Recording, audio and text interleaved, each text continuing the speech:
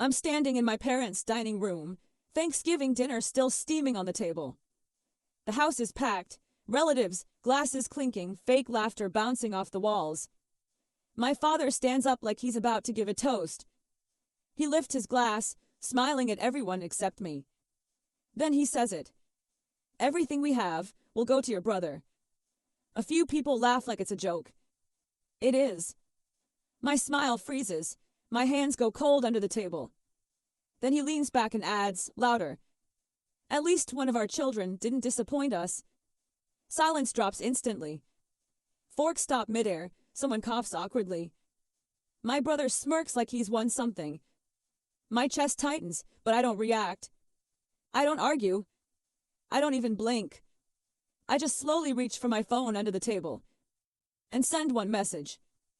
30 seconds later, my father's phone starts ringing. He looks down, sees the caller ID, and the smile disappears from his face completely.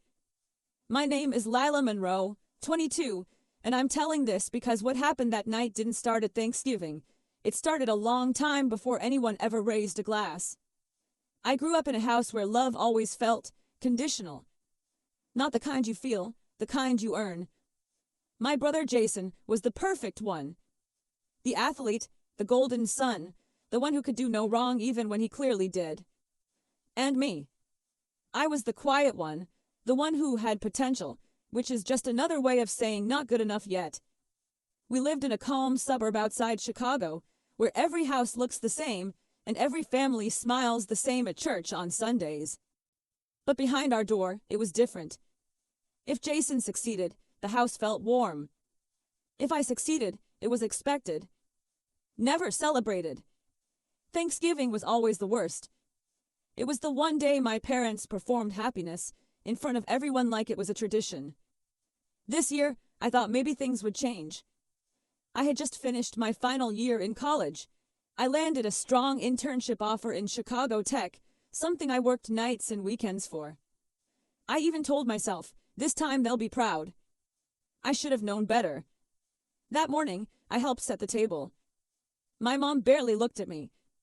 "Don't burn the rolls," she said while checking Jason's phone charger instead of talking to me. Jason walked in late, like always, acting like the whole world ran on his schedule. He barely glanced at me. "Hey." That was it, one word. Like I was a guest in my own house. Dinner started. Everything looked perfect from the outside. Turkey carved, candles lit, forced laughter ready. Then my father stood up. That's when everything shifted. I still remember the exact sound of his chair scraping the floor.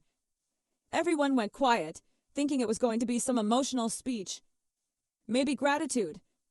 Maybe family memories.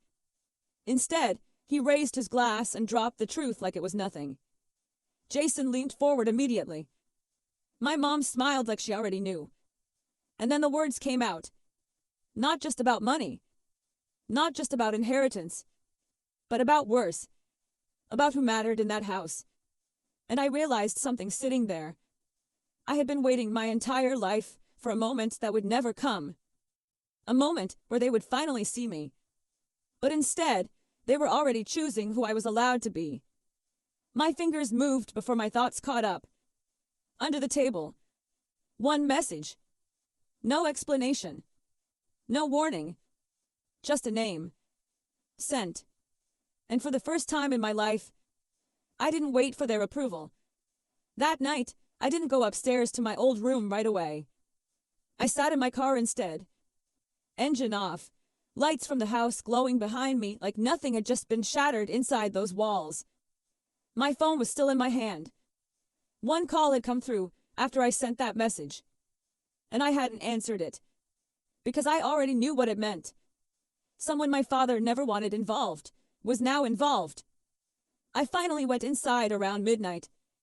The house was silent, Thanksgiving leftovers still on the counter, the fake warmth of earlier gone like it never existed. I didn't sleep. I opened my laptop. That's when I started looking at everything differently. Not emotions. Not family. Patterns. My father ran Monroe Holdings, a mid-sized investment firm in Illinois. always talked about legacy and family control. Jason was being trained to take over. Me, I was never even in the conversation. But what they didn't know was simple. I had spent the last 2 years working part-time in tech internships, and I had access to things they never cared to understand. Systems, data trails, financial structures. And I had noticed something small months ago. A set of transactions that didn't match public reports. At the time, I ignored it. Now, I didn't. I leaned closer to the screen, heart steady, mind sharp.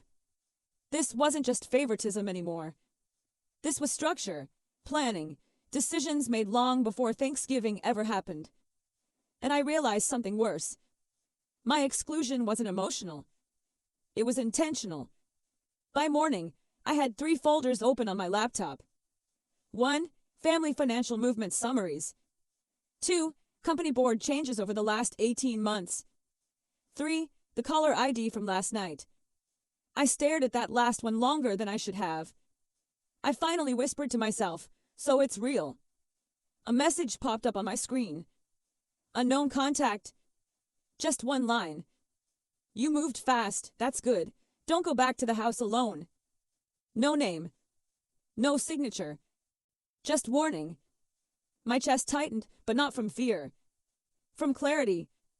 Someone had been watching longer than I realized. And they weren't trying to scare me. They were trying to guide me. I typed back slowly. "Who are you?" No reply.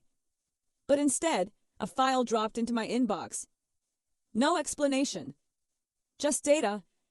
Bank records. Internal emails. Board approvals. And one repeating name across multiple hidden approvals, my father. I closed my laptop for a second. Looked around my small apartment in Chicago.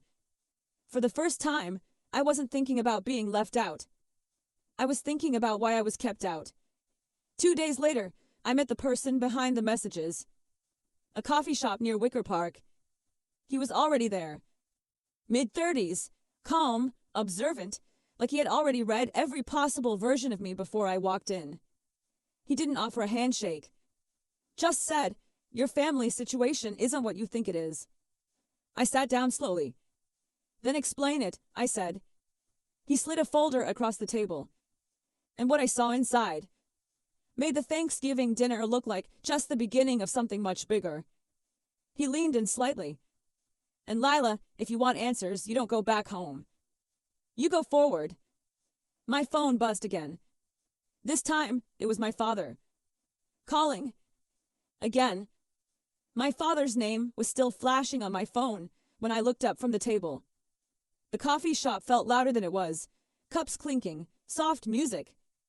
People living normal lives, while mine was slipping into something I couldn't reverse. I didn't answer.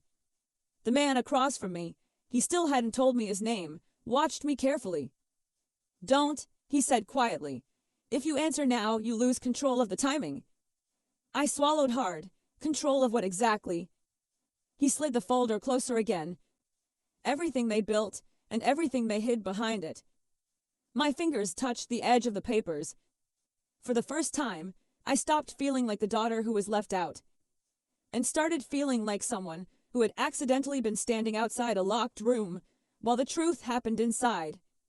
Inside the folder were emails, board notes, financial approvals, and one repeated pattern I couldn't ignore anymore. My father wasn't just preparing Jason to take over. He was moving assets quietly, redirecting ownership structures, shifting responsibility lines in a way that made Jason look like the official successor. While something else was being pushed into place behind him. Something I was never meant to see. I looked up. "This doesn't make sense," I said. "Why show me this?" The man leaned back slightly. "Because you're already inside it, you just didn't know your role." That hit harder than I expected. My phone rang again. This time I answered. Silence on the other end. Then my father's voice, low and controlled. "Lila, where are you?" I looked at the man. He nodded once. I said, "Chicago." A pause. "You need to come home," he said. "Right now." Something in his tone wasn't anger. It was pressure, Like time was running out for him, not me. I tightened my grip on the phone. Why? I asked. Another pause. Then he said something that didn't sound rehearsed. Because what you saw is incomplete. The line went quiet again. And before I could respond, he added. And because Jason just found out. My stomach dropped. I stood up immediately. What did you do? I said sharply. But the call ended. The man across from me didn't move. Now you understand, he said. No, I said, voice shaking slightly. I understand nothing. He pushed a small USB drive toward me. Then plug this in. I stared at it. This is where you choose, he continued. Walk away and stay the daughter they already wrote off, or step in and see the full structure. Outside, my phone kept buzzing. Unknown numbers now. My father. Jason. Even my mother. All at once. Like a system reacting to a change it didn't expect. I looked down at the USB. Then back at him. If I do this, I said slowly, what happens? He didn't hesitate. Then you stop being the quiet mistake in that family. He leaned forward just slightly. And become the problem they can't solve. I took the USB. And for the first time since Thanksgiving dinner, I didn't feel left out. I felt chosen. My phone lit up again. This time, Jason was calling. And I knew whatever was about to happen next had already started without me. I didn't go back to the house right away. I went back to my apartment and sat in complete silence with the USB drive in my hand. My phone wouldn't stop.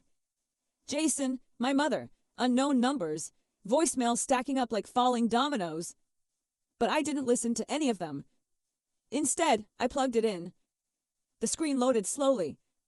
One folder appeared. Only one. Inside it were recordings, documents, voice notes, meeting clips. I clicked the first file. My father's voice filled my room. Not the version from Thanksgiving. This one was colder, sharper. We proceed with Jason as planned. Lila remains off records. No visibility, no ownership trail. I froze. Second file. A board meeting. Jason speaking. Confident, too confident. I understand the structure. I'm ready to take responsibility. Then a pause. A voice from the unknown man I met in Wicker Park. And Lila. Jason laughed slightly. She was never part of it. My chest tightened. Not from pain this time. From clarity. I finally understood. I wasn't excluded because I was less. I was excluded because I didn't fit the plan. A plan built long before I ever tried to be seen. My phone rang again. This time I answered. Jason's voice came through fast. Lila, listen to me. Don't trust anyone you just met. Come home, now. I stayed quiet. Then I said, why, so I can be left out again? Silence. Then he said something I didn't expect. I didn't know either. That stopped me. For the first time, Jason didn't sound like the confident golden son. He sounded shaken. Before I could respond, my mother came on the line. Her voice was softer than I'd ever heard it. Lila, please, just come back. There are things you don't understand about this family. I looked at the USB again. I think I understand enough, I said. And hung up.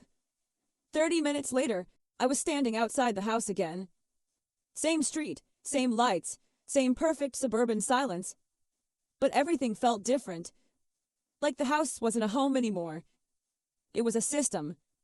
I walked in. No one smiled this time. Jason was in the living room, my father behind him, my mother standing near the stairs. All of them waiting. Like they knew this moment was coming. My father spoke first.